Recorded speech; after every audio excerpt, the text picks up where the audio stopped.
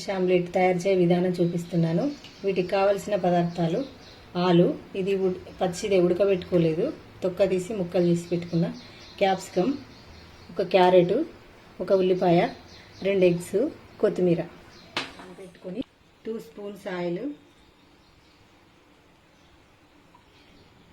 జీలకర్ర, ఆవాలు, ఉల్లిపాయ వేసుకోవాలి. ఆలు,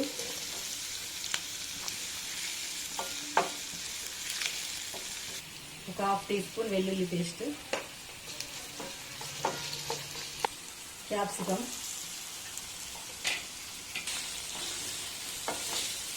క్యారెట్,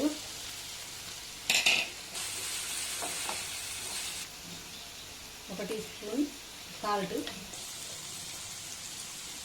ఒక స్పూన్ కారం, ఒక 1/2 టీ స్పూన్ పసుపు.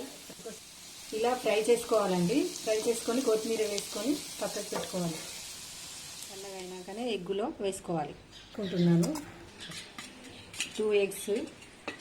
ఇలా గ్లిట్టర్తో ఇలా చేసుకోవాలి. చేసుకొని చిటికెడు మిరియాల పౌడరు, కొంచెం కారం, మనం అందులో కర్రీలో వేసుకున్నాం కాబట్టి ఇందులో కొంచెం సరిపోతుంది. కొద్దిగా సాల్ట్,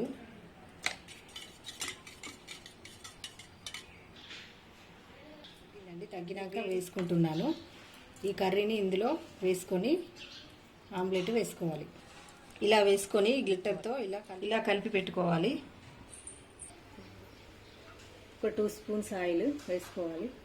ఇలా చేసుకున్న మిశ్రమాన్ని ఇలా ఆమ్లెట్ లాగా వేసుకోవాలి ప్యాన్లో. స్పానిష్ ఆమ్లెట్ రెడీ అయిందండి. ఈ వీడియో కనుక మీకు నచ్చినట్లయితే షేర్ చేయండి, లైక్ చేయండి, సబ్స్క్రైబ్ చేసుకోండి.